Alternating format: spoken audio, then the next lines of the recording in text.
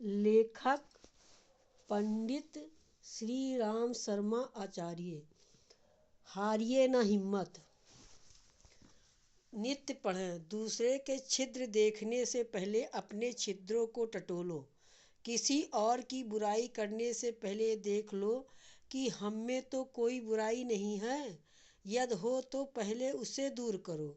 दूसरे की निंदा करने में जितना समय देते हो उतना समय अपने आत्मोत्कर्ष में लगाओ। तब स्वयं इससे सहमत होगे कि पर निंदा बढ़ने वाले देश को त्याग कर परमानंद प्राप्ति की ओर बढ़ रहे हो। संसार को जीतने की इच्छा करने वाले मनुष्यों, पहले अपने को जीतने की चेष्टा करो। यदि तुम ऐसे कर सके तो एक दिन तुम्हारा विश्व विजेता बनने का स्वप्न पूरा होगा। तुम अपने जितेंद्रिय रूप से संसार के सब प्राणियों को अपने संकेत पर चला सकोगे। संसार का कोई भी जीव तुम्हारा विरोधी नहीं रहेगा। चिंतन अनिवार्य। जो लोग आध्यात्मिक चिंतन से विमुख होकर केवल लोकोपकारी कार्य में लगे रहते हैं, वो अपनी ही सफलता पर अथवा सद्गुणों पर मोहित हो जाते हैं। वे अपने आप को लोक सेवक के रूप में देखने लगते हैं। ऐसी अवस्था में वो आशा करते हैं कि सब लोग उनके कार्यों की प्रशंसा करें, उनका कहा माने। उनका बढ़ा हुआ अभिमान उनके अनेक लोगों का शत्रु बना देता है। इससे उनकी लोक सेवा उन्हें वास्तविक लोक सेवक न बनाकर लोक विनाश रूप का धारण कर लेती है। चिंतन के बिना मनुष्य में विनीत भाव नहीं आता और न उसमें अपने आप को सुधारने की क्षमता रह जाती है। वो भूलों पर भूल करता चला जाता है और इस प्रकार अपने जीवन को विकल बना देता है। मानव मात्र को प्रेम करो। हम जिस भारतीय संस्कृति, भारतीय विचारधारा का प्रचार करना चाहते हैं, उससे आपके समस्त कष्टों को निवारण हो सकता है। राजनीतिक शक्ति द्वारा आपके अधिकारों की रक्षा हो सकती है, पर जिस स्थान से हमारे सुख दुख की उत्पत्ति होती है, उसका नियंत्रण राजनीतिक शक्ति नहीं कर सकती। ये कर आध्यात्मिक उन्नति से ही संपन्न हो सकता है। मनुष्य को मनुष्य बनाने की वास्तविक शक्ति भारतीय संस्कृति में है। ये संस्कृति हमें सिखाती है कि मनुष्य से प्रेम करने को पैदा हुआ, लड़ने मरने को नहीं। अगर हमारे सभी कार्यक्रम ठीक ढंग से चलते रहे तो भारतीय संस्कृति का सूर्योदय अवश्य होगा। अंतरात्मा का सहारा पकड़ो। यदि तुम तसल्ली, सामर्थ्य और शक्ति चाहते हो तो अपनी अंतरात्मा का सहारा पकड़ो। तुम सारे संसार को धोखा दे सकते हो, किंतु अपनी आत्मा को कौन धोखा दे सका है। यदि प्रत्येक कार्य में आप अंतरात्मा की सम्मति प्राप्त कर लिया करेंगे तो विवेक पथ नष्ट होगा।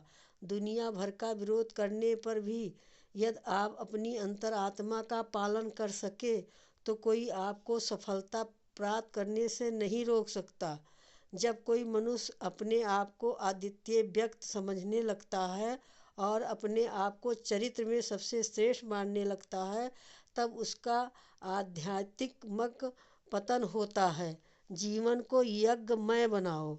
मन में सबके लिए सद्भावनाएं रखना, स्वयं पूर्ण सच्चरित्रता के साथ समय व्यतीत करना, दूसरों की भलाई बन सके उसके लिए प्रयत्नशील रहना, वाणी को केवल सत्य प्रयोजनों के लिए ही बोलना, न्यायपूर्ण कमाई पर ही गुजारना करना, भगवान का स्मरण करते रहना, अपने कर्तव्य पथ पर आरूढ़ रहना, अनुकूल प्रतिकूल परिस्थितियों में विचलित न होना, यही नियम है जिनका पालन करने से जीवन यज्ञमय बन जाता है।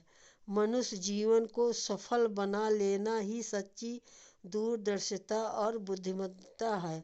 जब तक हम में अहंकार की भावना रहेगी तब तक त्याग की भावना का उदय होना कठिन है। हंसते रहो, मुस्कुराते रहो, उठो जागो रुको मत, जब तक कि लक्ष्य न प्राप्त न हो जाए।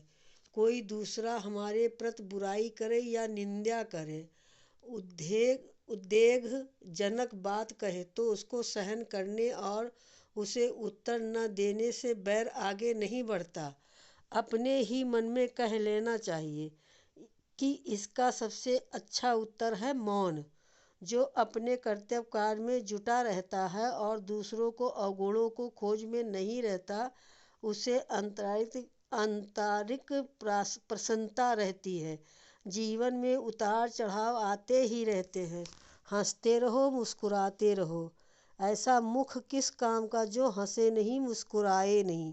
जो व्यक्ति अपनी मानसिक शक्ति स्थिर रखना चाहता है, उनको दूसरों की आलोचनाओं से चिढ़ना नहीं चाहिए।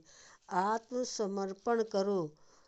तुम्हें ये सीखना होगा कि इस संसार में कुछ कठिनाइयाँ हैं जो तुम्हें सहन नहीं करनी है। वे पूर्व कर्मों के फलस्वरूप तुम्हें अजय प्रतीत होती है। जहाँ कहीं भी कार्य में घबराहट, थकावट और निराशाएँ हैं, वहाँ अत्यंत प्रबल शक्ति भी है। अपना कार्य कर चुकाने पर एक ओर खड़े हो। कर्म के फल को समय के धारा में प्रवाहित हो जाने दो। अपनी शक्ति भर कार्य करो और तब अपना आत्मसमर्पण करो। किन्हीं भी घटनाओं में हतोत्साहित न हो। तुम्हारा अपने ही कर्मों पर अधिकार हो सकता है, दूसरों के कर्मों पर नहीं। आलोचना न करो, आशा न करो, भय न करो, सब अच्छा ही होगा। अनुभव आता है और जाता है, खिन्न न हो। तुम दृढ़ भित्ति पर खड़े हो।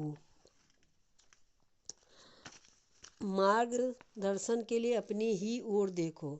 साक्षात्कार संपन्न पुरुष न तो दूसरों को दोष लगाता है और न अपने को अधिक शक्तिमान वस्तुओं से आच्छादित होने के कारण स्थितियों की अवहेलना करता है। अहंकार से उतना सावधान रहो जितना एक पागल कुत्ते से। जैसे तुम विष या विषधर सर्प को नहीं छूते, उसी प्रकार सिद्धियों से अलग रहो और उन लोगों से भी जो इनका प्रतिवाद करते हैं। अपने मन और हृदय की संपूर्ण क्रियाओं को ईश्वर की ओर संचारित करो। दूसरों का विश्वास तुम्हें अधिकाधिक असहाय और दुखी बनाएगा। मार्गदर्शक के लिए अपनी ही ओर देखो, दूसरों की ओर नहीं। तुम्हारी सत्ता तुम्हें दृष्टि बनाएगी, तुम्हारी दृढ़ता तुम्हें लक्ष्य तक ले जाएगी। हारिए ना हिम्मत, ये गुरु जी की वाणी है।